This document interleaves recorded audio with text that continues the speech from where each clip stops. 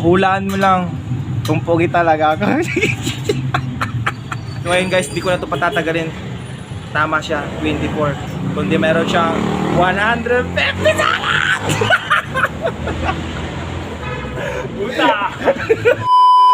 Dahil malapit na matapos yung bike ko, kaya pag nahula niya yung edad ko, kung meron po siyang tumatagin, sobrang busy pa siya.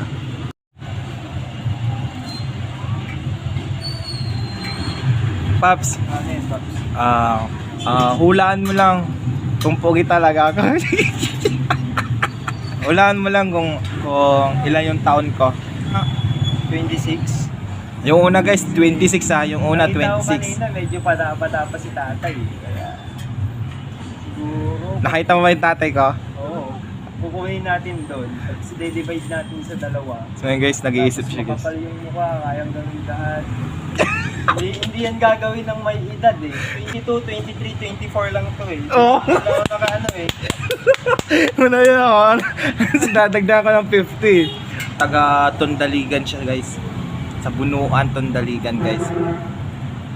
Dito po siya nagtatrabaho sa mga Fro Cycles guys. Ayan o. Yan. Sa mga gustong bumili dyan, mura lang kanilang bike guys. Ako yan, nakaisip ka na kaya. Oh, meron na akong hula. Ano hula?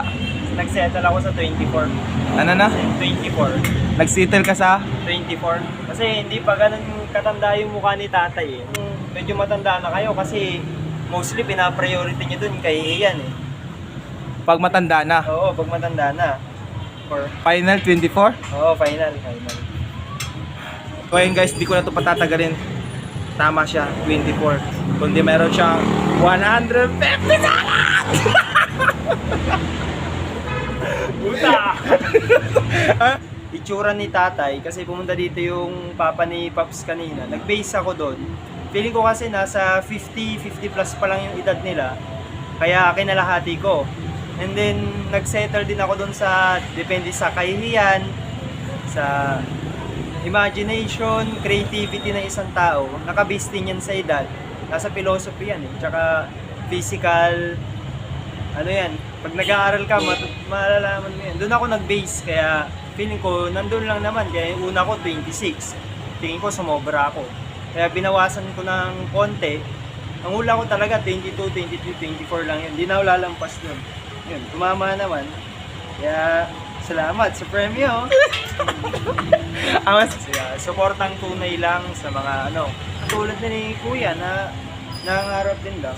Supportahan lang. Huwag kayong papapekto sasabihin ng iba. Walang nagsimulang mayaman, walang nagsimulang madali lang kaagad. Lahat muna maghihirap. Pag nalampasan mo yan, ganda. So ngayon guys, ibibigay ko na yung paprinyo ko sa kanya na 150. Thank you. Walang halong daya. Oo. Na-expect ko din naman talaga na magkakamali ako kasi wala na eh. Alam ko, ang pinakamahirap hulaan, edad eh. Oo. Ang hirap pumula ng edad, lalo na kung wala kang clue. Babase ka na lang sa nakita mo. Baka may shoutout ka kuya. Shoutout sa mga tropa dyan. Pinakamalaking shoutout kay Ivan. Nandito na naman yung kuya mo. Huwag mo nang gagalawin yung bike, sira na. Dahil ba, kawin ka naman, Ivan. Yan. Paras. Paras. Shoutout sa Philippine Guardians Brotherhood Incorporated. Shoutout mga ka-brother. Sa mga ka-Diyos ako dyan na gustong magpaayos, libor ni Kuya 300. Tapos yung paprinyo ko sa kanya 150. Kaya bali 450 lahat nung naibigay ko sa kanya.